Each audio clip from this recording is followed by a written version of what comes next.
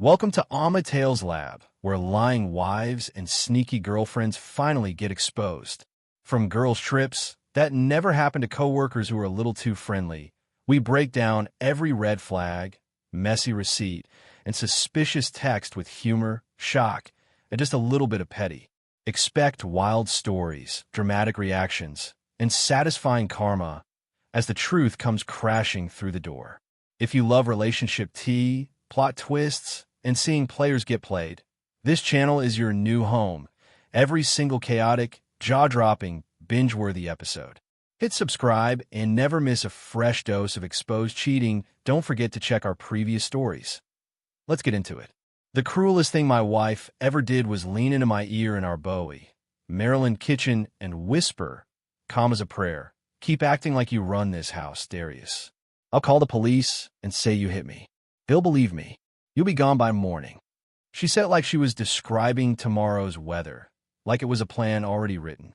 Then she looked at the family photos on the wall, our wedding picture, our son's school portrait, and smiled like she could erase me from all of it with one phone call. Here's how it happened. My name is Darius Cole. I'm black, 37, and I spent most of my adult life believing being the man meant being unshakable. I run logistics for a distribution company outside Washington, D.C., routes, contracts, deadlines, people depending on me. At work, control looks like competence. At home, I started confusing control with love. I carried that alpha posture into my marriage like armor. I thought it made me reliable. I didn't notice it was also making me rigid, dismissive, and easy to punish. Aaliyah Cole is black, sharp, and beautiful in a way that makes rooms tilt toward her. She is also relentless when she decides she deserves something. Early in our marriage, she liked my steadiness. She liked that I paid bills early and remembered appointments, and kept our life predictable. Over time, predictability became her enemy. She started saying I talked down to her. Sometimes I did. She called it patriarchy. I called it leadership. We both knew the truth lived somewhere uglier. I was afraid of being powerless, and she learned she could use that fear. The shift didn't happen in one fight. It happened in a slow drip of disrespect I pretended was normal. Aaliyah would correct me in front of people, laugh at my opinions, roll her eyes when I spoke about money. When I pushed back, she'd say I was insecure. When I stayed quiet, she'd say I was sulking. It felt like every response proved her point. In public, she was charming. In private, she became surgical. She didn't scream. She didn't cry. She cut, then watched to see how deep I bled. My mother, Denise, lives in Capitol Heights. She raised me to keep my hands clean and my mouth cleaner. She also raised me with a simple belief: a man keeps his family together. I clung to that belief even when it started choking me. When Aaliyah complained to my mother, Denise would call me and say, "Handle your home, Darius." She didn't mean harm. She meant responsibility. But that message, "handle it," made me work harder instead of look closer. It made me apologize when I wasn't wrong and stay when I should have gotten help. We have one child, Jordan, 8 years old, all long legs and questions. He loves my Saturday pancakes and the way I explain trucks and warehouses like bedtime stories. He also notices more than adults think. When Aaliyah got quiet, Jordan got quieter. When arguments started, he turned the TV up without being asked. Once, I found him lining up his sneakers by the front door like he was practicing leaving. That image stayed in my chest like a stone. I told myself I would never let my son watch his father fail at marriage. I didn't consider that he was already watching. The biggest fights were always about respect. I demanded it like it was owed. Aaliyah withheld it like it was a privilege. If I told her no, she treated me like a hurdle. If I said yes, she treated me like a clerk. I started raising my voice, not to threaten her, but because I thought volume meant authority. It is embarrassing to admit, but I thought if I sounded firm enough, she would remember who I was. She didn't. She stared at me with cold patience, like she was studying which buttons caused the loudest reaction. The first time Aaliyah mentioned the police, I laughed because it sounded ridiculous. We weren't that kind of couple, I thought. We were professionals with a mortgage and a child and 2 cars we paid on time. She said it during an argument about money, about me questioning a charge I didn't recognize. "You keep pressing me," she said, "and I'll have you removed from this house." I asked what she meant. She shrugged. "You know what I mean?" The way she said it made my stomach drop. It sounded practiced. I tried to fix things in the ways I understood. Schedules, rules, routines. I offered marriage counseling. Aaliyah agreed once, then canceled the appointment and blamed my tone in the email. I suggested we take separate weekends to cool down. She accused me of abandoning the family. I bought flowers. She posted them online with a caption about performative love. I stopped talking. She said my silence felt like intimidation. Every attempt to stabilize us turned into proof that I was the problem. I began to feel like I was being tried in a courtroom inside my own home. My cousin Malik lives in Baltimore and works maintenance at a hospital. He's the kind of man who listens more than he speaks. One night, after Aaliyah went to bed without saying goodnight, I called Malik and admitted I felt like I was losing my mind. Malik asked one question. "Have you ever put hands on her?" I said no. He said, "Then stop acting like your name can protect you." I didn't understand. He continued, "Your reputation will not shield you from a story someone wants to tell." That scared me more than any insult Aaliyah had thrown. It sounded like a warning from someone who had seen it before. The night everything collapsed started like nothing. Tuesday, rain on the windows. Jordan doing homework at the kitchen table. Aaliyah making a late dinner, moving around me like I was furniture. I asked about a bank notification on our joint account, an odd transfer to a number I didn't recognize. She said it was none of my business. I said it was literally our money. She smiled and asked, "You want to be the head?" Heads don't ask permission. My temper rose. I hated that she could flip my words and make me sound foolish. I raised my voice. Jordan froze. I told Aaliyah I was tired of being disrespected in my own house. I said I was tired of her treating me like I was disposable. I said we needed boundaries or we needed to separate. She leaned against the counter like she was bored, then stepped closer. Her voice dropped. "Separate?" she said. "You won't be separating. You'll be leaving." I told her she couldn't just throw me out. She looked me dead in the eyes and whispered the line that changed my life. "I'll tell them you hit me. You'll be gone by morning." Not a threat, a promise. I stood there, heart pounding, trying to find the right response. I wanted to argue. I wanted to say she wouldn't dare. I wanted to remind her of Jordan. But Aaliyah's face was calm, almost content. That calmness told me she had already decided. My mouth went dry. I remembered every headline about a man's life being ruined overnight. I also remembered Malik's warning. "Your name won't protect you." I took a slow breath and said, "I'm going to sleep in the guest room." Aaliyah shrugged. "Do what you want," she said, like she owned the outcomes. I walked away, but my pride kept talking inside my skull. I kept telling myself I was still in control. I kept telling myself she was bluffing. Then my phone buzzed. A text from Aaliyah, even though she was 10 feet away. "Keep talking like that, and I'll call the police and say you put your hands on me. They'll believe me." I stared at the screen until the letters blurred. She wasn't even hiding it. She wanted to document it. Or she was so sure of her power she didn't care. My hands shook as I took a screenshot and emailed it to myself without thinking. It was pure instinct. I slept in jeans with my keys in my pocket, like a man waiting for a fire alarm. Around 2 a.m., I heard Aaliyah moving through the hallway. I heard the faint beep of the security system panel we installed after a neighborhood break-in scare. I heard her pause near the thermostat, then near the front door. I didn't get up. I didn't open my door. I kept my hands where they belonged, visible even to myself. A few minutes later, there was a knock, firm, official, like a verdict. Aaliyah opened the door fast, like she had been waiting. 2 officers stood on our porch. Their posture was polite but rigid, eyes scanning. Aaliyah stood behind them with a face that looked different from the woman I had argued with minutes earlier. She had tears. Her voice trembled. She said my name like it tasted bitter. "He's inside," she told them. He got angry. He grabbed me. She lifted her hand to her cheek. There was a red mark. I felt my stomach turn. I had not touched her. I hadn't even been in the same room. Yet the scene in front of me looked convincing in the way lies often do, simple, emotional, and packaged for strangers.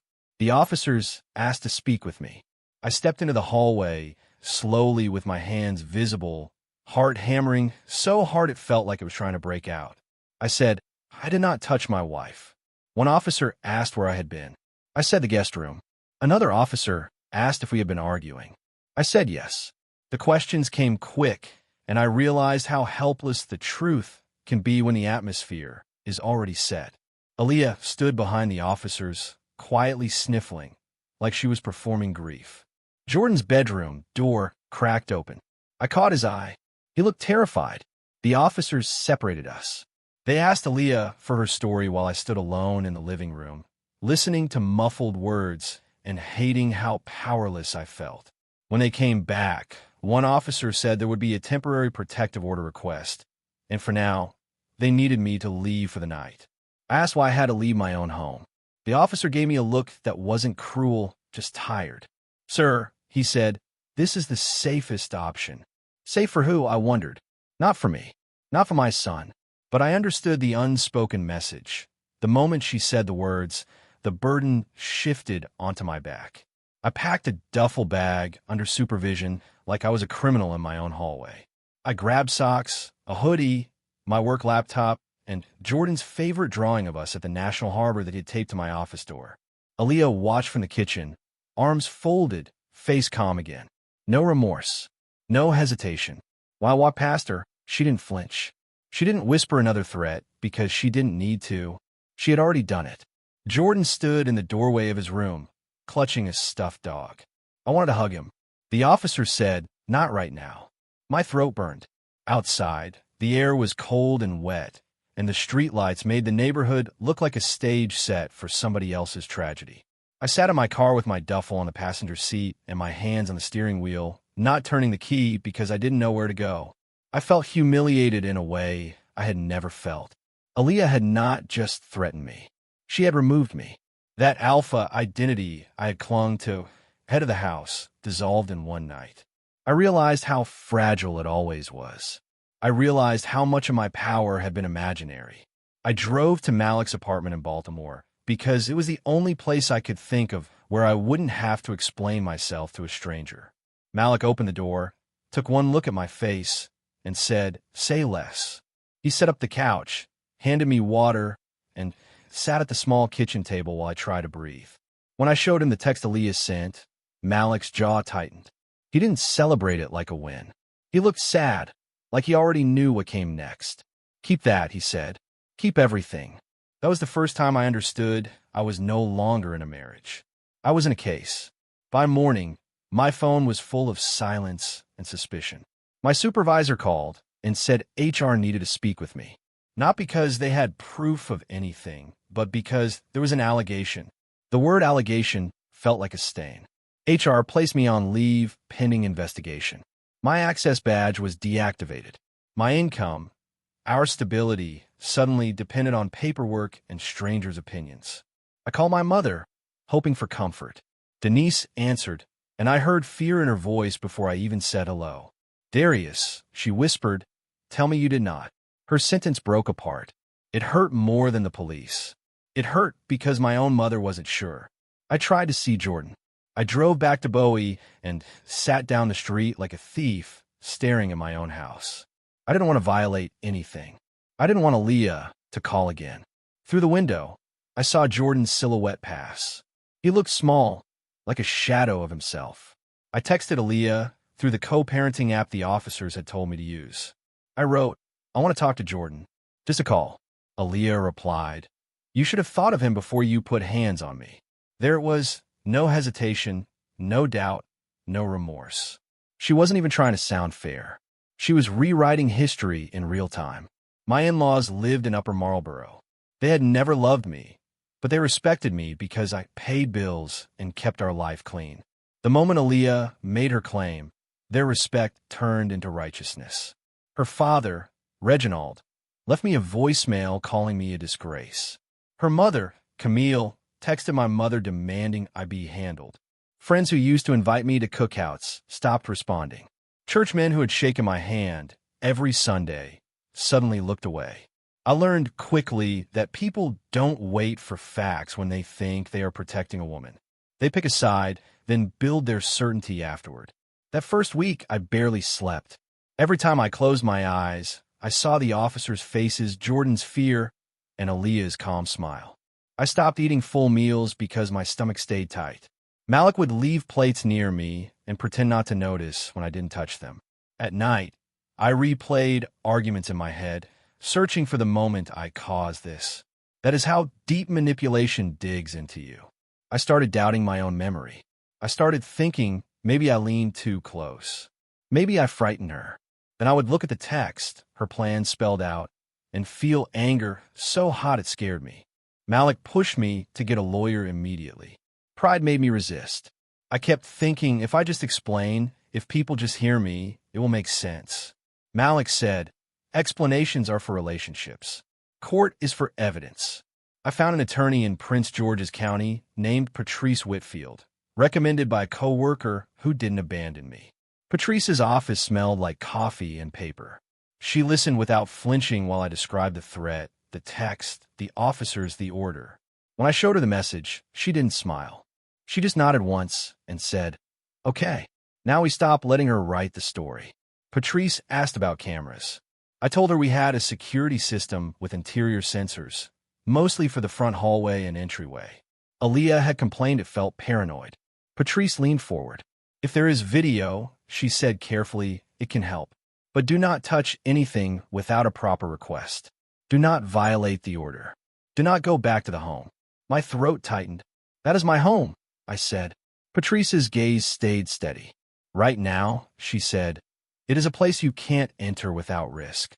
Your focus is your freedom and your child. We will handle the rest through legal channels. It was the first time someone spoke to me like I mattered. The temporary protective order hearing was scheduled fast, like my life had been put on a conveyor belt. Patrice told me to prepare for people to believe Aaliyah by default. The court sees patterns, she said. We have to show a different pattern. I gathered what I could from afar. My work schedule showing I've been at work late, receipts, bank statements, and, most importantly, screenshots of Aaliyah's text threat. Malik printed them. We organized them in a folder like it was a business proposal. I hated how my marriage had been reduced to documents, but I also understood this was the language of survival now. Meanwhile, Aaliyah acted like she had already won. She posted vague social media messages about choosing safety and breaking cycles, letting people fill in the blanks. She didn't mention my name, but everyone knew who she meant. A cousin of hers messaged Malik, calling me an abuser. Malik didn't respond. Aaliyah sent another message through the court app. If you try to fight me, I'll make it worse. I will not lose. It wasn't fear speaking. It was entitlement. She wanted control more than she wanted peace. She didn't want separation. She wanted punishment. The day before the hearing, HR emailed me a form asking for any relevant information regarding the allegations. Reading it made me feel sick. I had never been in trouble. I paid taxes. I coached Jordan's Little League practice when I could. I was the guy who carried groceries for older neighbors. And now I was being asked to defend myself against something that never happened. Patrice advised me to respond with a brief statement and to mention counsel. Do not write your feelings, she said. Write facts. That was hard. Pain wants to spill. But facts are what survive. The hearing took place in a courthouse in Upper Marlboro. I walked through the metal detector feeling like every eye was on me, like my shame had a smell. Aaliyah arrived with her sister and a friend who looked at me like I was dangerous. Aaliyah wore a blazer and a soft expression that made her look fragile. When she saw me, she didn't look afraid. She looked annoyed, like my presence was an inconvenience. Patrice squeezed my arm once, a silent reminder to stay still. Let her talk, Patrice murmured. And then we show what she forgot. The phrase she forgot echoed in my mind. I hoped it was true. Aaliyah told her story smoothly. She described me as controlling, intimidating, angry. She said I grabbed her during an argument. She pointed to the mark on her cheek from that night. She spoke like someone repeating lines she had rehearsed. The judge listened without emotion. When it was my turn, my throat tightened so hard I could barely swallow. Patrice guided me with questions instead of letting me ramble. I stated clearly, I did not touch Aaliyah. I slept in the guest room. I left when asked. I complied. My voice shook. I hated that it made me look guilty. Patrice didn't seem bothered. She had warned me the court reads fear as danger. That felt backward, but I understood it wasn't personal. It was a system trying to move fast. Patrice presented the text message. The judge's eyes narrowed slightly as she read. Patrice didn't dramatize it. She simply said, "Your Honor, the respondent received this message minutes before law enforcement was contacted."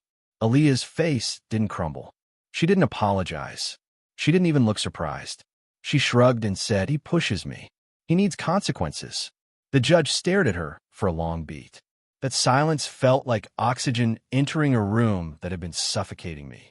The judge asked Aaliyah, "Did you send this message?" Aaliyah said yes. Like it was nothing. Like threatening to lie to police was a normal marital tool. The judge didn't dismiss everything on the spot, but the tone changed. The judge asked more questions. The judge asked about the timeline. The judge asked why Aaliyah would text something so specific if she were truly afraid. Aaliyah's answers stayed cold. "He thinks he can't control me," she said. "I was protecting myself." She didn't cry. She didn't plead. She kept insisting that she was justified. Patrice leaned toward me and whispered, "Her lack of remorse matters. Keep your face neutral." My heartbeat thudded in my ears. I wanted to scream that she was ruining me. Instead, I stared at the table and let the system finally look at her. The judge issued a limited order while the matter was reviewed further, but it wasn't the sweeping victory Aaliyah expected. There were conditions, and the judge emphasized communication through the app only and warned about false statements. Outside the courtroom, Aaliyah turned to me and said quietly, "You still don't get it. I will always be believed." Then she walked away. I felt my knees weaken. Patrice guided me to the hallway bench and told me to breathe. "This is a process," she said. "You're not cleared yet, but we have something we can work with." I wanted immediate redemption. Patrice was offering reality. Back at Malik's, I sat on the couch staring at the ceiling fan. Malik asked, "How did she look?" I said, "She looked proud." Malik nodded like that, answered everything. My mother called again, softer this time. She said she was sorry for doubting me, but I could hear that her fear wasn't gone. "People talk," she said. "I need you to stay safe." That phrase, "stay safe," kept returning in strange ways. I wasn't the one who called police. I wasn't the one making threats. Yet I was the one who had to stay safe from my own wife's story. A few days later, Patrice filed for discovery of the security footage through proper legal channels. When the systems company produced the data, Patrice called me into her office. Her voice was controlled, but there was a sharpness to it. "Darius," she said, "you need to see this." She turned her monitor slightly. The hallway camera showed Aaliyah pacing near the entryway, checking her reflection in a mirror, then, without drama, raising her hand and striking her own cheek. The video didn't feel like a victory. It felt like a funeral for the last piece of innocence I had left. Patrice paused the frame and said, "This is what ends her credibility." I didn't celebrate. I sat there, nauseated, realizing the person I shared a bed with was willing to injure herself to destroy me. Patrice said quietly, "I know you want to understand why. Do not waste your energy. The law will understand enough." She explained the next steps. Submit the footage, challenge the allegations, push for a correction with HR, and protect custody arrangements. She also cautioned me not to share the video with anyone. "This is evidence," she said, "not ammunition." That line mattered. I didn't want to become the kind of man who used pain as a weapon. I just wanted my life back. HR responded differently once Patrice sent a formal letter and offered to provide legal documentation. My leave remained, but the tone shifted from suspicion to caution. The company didn't want to be sued for mishandling a false claim. It was infuriating that it took legal pressure for fairness to appear, but I took what I could. Malik reminded me, this is not about what should happen. It's about what can happen. I hated that he was right. I started looking for ways to survive financially without relying on Aaliyah or my job. Quiet, practical moves. The kind that don't make noise, but change outcomes. Meanwhile, Aaliyah tightened her grip on Jordan. She told him I was in trouble. She told him I needed time to calm down. Jordan stopped calling me dad on the app messages. He wrote, "Sir," once, like he was trying to follow a rule. That broke something inside me. Patrice arranged for supervised phone calls at specific times. Hearing Jordan's voice was relief and torture. He sounded smaller. He asked if I was coming home. I said, I am working on it. I didn't say your mother is lying. I didn't want him to carry that. But I could feel the distance forming, and it terrified me more than any courtroom. My in-laws hosted a family gathering without me and posted photos like our family was intact. Aaliyah stood in the center, smiling, Jordan beside her in a crisp outfit I used to pick out. It felt like being erased while still breathing. I called my mother, and she cried. She said she couldn't believe Aaliyah was doing this. I told her, belief doesn't fix it. Evidence does. It sounded cold, but it was a truth I had learned the hard way. I started documenting everything. Missed calls, denied visitation, messages that hinted at manipulation. Patrice said it was smart. I hated living like I was collecting proof of my own pain, but it was the only way forward. Over the next month, the case moved slowly, like my suffering was on hold while paperwork shuffled. I applied for short-term contract work in logistics consulting, using my experience to help smaller companies optimize routes and reduce costs. I didn't announce it. I didn't post about it. I did it quietly from Alec's kitchen table, laptop open, coffee cold, pride tucked away. That work kept me afloat. It also reminded me I was still competent. Aaliyah could attack my character, but she couldn't erase my skills. That private competence became my first step toward rebuilding. I also started therapy in Baltimore, 1 session a week, paid out of pocket. I didn't tell my friends because most of them had vanished. I didn't tell my mother because she would worry. I just went. The therapist, Dr. Renee Hampton, didn't let me hide behind my provider identity. She asked why I needed control so badly. I told her, because if I'm not in control, I'm vulnerable. She nodded and said, you were vulnerable the whole time, Darius. You just didn't want to admit it. That truth sat heavy. My alpha posture wasn't strength. It was fear dressed up as authority. Aaliyah never softened. Every message from her had a sharp edge. She accused me of trying to ruin her. She said I was weaponizing the system, even as she did exactly that. She demanded money beyond what was required. When Patrice pushed back, Aaliyah called me weak. You need a woman to fight for you, she wrote once. I stared at that line and realized Aaliyah didn't want a husband. She wanted a target. She wanted someone to dominate so she could justify domination back. There was no middle ground, no repair, only escalation until someone broke. The next hearing was in the same courthouse. This time, Patrice came prepared with the hallway footage, the text messages, and a clean timeline. Aaliyah arrived with the same calm face, the same confident walk. She still acted like her story was law. In the courtroom, Patrice presented the footage without flair. The judge watched, expression tightening. Aaliyah's eyes narrowed, but she didn't look ashamed. She scoffed, like the video was an insult. When asked to explain, Aaliyah said, he drove me to it. No remorse, no apology, just justification. The judge's voice sharpened. Ms. Cole, the judge said, you understand the seriousness of false reporting? Aaliyah shrugged again. He deserves consequences. That arrogance landed like a hammer. The order was lifted, not with drama, not with applause, just a judge stating clearly that the evidence contradicted the allegations and that the matter would be referred for further review. I felt my lungs fill for the first time in weeks. Aaliyah's face remained hard, but her eyes flickered, something like shock, quickly swallowed. As we walked out, she hissed under her breath, this is not over. Patrice didn't let me respond. She guided me forward like a bodyguard, quiet and firm. Do not engage, she told me. Let the consequences handle her. I wanted to yell. Instead, I kept walking. It was the first time I felt true control over myself. With the order lifted, the custody conversation changed. A judge doesn't like manipulation, especially when it harms a child. Patrice filed for a revised parenting plan with clear schedules and protections. Aaliyah fought it aggressively, calling me a liar even after the footage. She claimed the camera was out of context. She claimed the text was sarcasm. She claimed everything except accountability. The court didn't buy it. The plan granted me consistent time with Jordan and required communication guidelines. When I picked Jordan up for the first time without supervision, he ran to me like he had been holding his breath. He hugged me hard and whispered, "I thought you left." I swallowed my tears and said, "I'm here." Going back to the house was complicated. Legally, I had rights, but emotionally, that place felt contaminated. Patrice advised a structured approach, document entry, avoid confrontation, keep interactions minimal. Aaliyah refused to leave during retrieval times and stood in the doorway watching like I was stealing my own things. She didn't cry. She didn't apologize. She made cutting comments about my little suitcase life.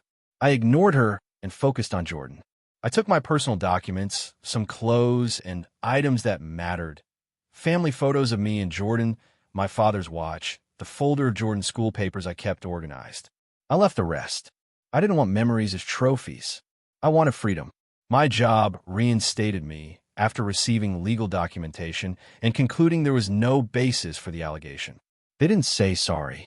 They framed it as procedure. I nodded and returned like a man grateful to be allowed back into his own life. Inside, I was furious. But I learned anger is expensive. I couldn't afford to spend it on people who were only protecting themselves. I rebuilt slowly. Work, therapy, parenting schedule, and quiet financial planning. I opened a separate account, tightened my budget, and began saving for a small place of my own. I wasn't chasing a bigger house. I was chasing a safer life. Aaliyah's karma didn't arrive as some cinematic downfall. It arrived in practical consequences that hit hard because they were real. The referral for false reporting created scrutiny. Her credibility in family court was damaged. Her friends who had loudly supported her went quiet when the truth surfaced. Not because they suddenly loved me, but because nobody likes being attached to a proven lie. Aaliyah also faced consequences at her workplace when the situation became known through legal scheduling conflicts and court references. She wasn't fired overnight, but her promotion stalled. People watched her differently. Control is addictive, but also leaves fingerprints. She had left hers everywhere. The most painful part was still Jordan. He began asking careful questions, like he was afraid of the answers. "Did Mom lie?" he asked one night in my temporary apartment in Laurel, sitting at the table while I cooked spaghetti. I knelt beside him and chose my words like they were glass. "Adults make choices when they feel scared or angry," I said. "Some choices are wrong." Jordan stared at his hands. "Will she do it again?" he whispered. I felt a cold wave move through me. "I will do everything I can to keep you safe," I said. "And I will always tell the truth." That was all I could promise. My mother started coming around again. She apologized more than once, but I could tell she carried guilt like a heavy purse. I told her I forgave her. What I didn't say was that something had changed between us. I no longer needed her approval to believe myself. That was part of my private transformation. I stopped performing strength and started practicing it. Strength looked like therapy appointments, legal patience, and making Jordan lunch when he didn't want to talk. Strength looked like staying calm when Aaliyah tried to provoke me in the co-parenting app. Strength looked like building a life that didn't depend on winning arguments. I didn't need to be head of household. I needed to be healthy. Aaliyah kept trying to control the narrative. She told people I got away with it. She told her family the judge was biased. She told Jordan I was manipulating him. She never admitted what she did, even when faced with her own message and the camera footage. Her refusal to show remorse was consistent, like a personality trait. It taught me something. Closure doesn't come from the person who harmed you. It comes from the moment you stop expecting them to be decent. I stopped waiting for Aaliyah to change. I started making decisions as if she never would. That mindset kept me safe. 6 months after the first knock on the door, I moved into a modest condo in Laurel. Nothing fancy. Clean walls, quiet hallways, a small balcony. It felt like peace with a key. I didn't throw a housewarming party. I didn't announce it online. I just set up Jordan's room with his favorite blue comforter and a desk for homework. The first night Jordan slept there, he walked around touching everything like it might disappear. "This is ours?" he asked. "This is ours," I said. The word ours felt different now, smaller but honest. I was no longer building a life for appearances. I was building a life for safety. I continued my consulting work on the side, not because I needed to prove anything, but because it gave me leverage. Leverage meant options. Options meant I couldn't be trapped again. I paid off some debts and built an emergency fund. I learned how to cook more than pancakes. I kept my home calm. No shouting, no power plays, no silent treatments. Jordan started laughing again, real laughter that filled a room. It didn't erase what happened, but it softened the sharp edges. At night, after Jordan slept, I sometimes sat on the balcony and let the grief wash through me. I didn't fight it. I let it move. The biggest change happened inside me. I stopped needing to be right and started needing to be free. I stopped measuring manhood by dominance and started measuring it by integrity. When Aaliyah wrote baiting messages, "You were never a real man," I didn't respond with rage. I responded with short, factual sentences or not at all. Patrice called it discipline. Dr. Hampton called it healing. Malik called it growing up in public without letting the public see. That was the kind of private success I wanted. Not applause, not revenge, just a life where my nervous system could relax. Aaliyah's life didn't implode into disaster, but it narrowed. Her ability to threaten me vanished because the court had seen her patterns. Her ability to control Jordan through fear weakened because Jordan felt safe with me and began trusting his own eyes. Her ability to paint herself as the victim weakened because she had left evidence behind. Words she wrote, actions she captured on camera. The system that she had tried to weaponize against me became the system that limited her. That is karma in real life. Not lightning bolts, but doors quietly closing. She still refused remorse. She still blamed me. But she could no longer destroy me with one phone call. One evening, nearly a year later, Jordan asked me why I used to talk the way I did. He meant my old alpha tone, the harsh certainty I carried like a badge. I sat with him on the couch and told him the truth. I thought being strong meant nobody could challenge me. I said, but real strength is being able to listen, to be wrong, to be gentle. Jordan nodded slowly, like he was saving that lesson for later. I realized then that my real comeback wasn't beating Aaliyah in court. It was breaking a cycle in my son. It was teaching him that control is not love. The last time I saw Aaliyah up close was at a school event in Bowie. Jordan had a small award for improvement in math. Aaliyah arrived in heels, posture tall, eyes sharp. She looked at me like she was searching for the version of me she used to scare. She didn't find him. I nodded politely. She said, "You still think you won?" I replied, calm, "This is not a competition." She scoffed, no remorse even then. But her words didn't penetrate. I was no longer living in her courtroom. I was living in my own home, in my own choices. That's what ended her. Not the video alone, but the fact that I stopped being available to her games. If I could speak to the man I was on that rainy Tuesday, I wouldn't tell him to be louder or tougher. I'd tell him to be wiser. I'd tell him that pride is a weak shield against someone committed to harm. I'd tell him that the system can be used as a weapon, but it also keeps records, and records matter. I'd tell him that being forced out of your own home can feel like dying, but it can also be the moment you finally start living. My comeback wasn't public. It wasn't flashy. It was private and steady. A safe home, a repaired bond with my son, a quiet bank balance growing, and a man who no longer needed to be alpha to know he mattered. If you love stories that make you gasp, laugh, and whisper "no way" in the same minute, hit subscribe because the next one is even worse.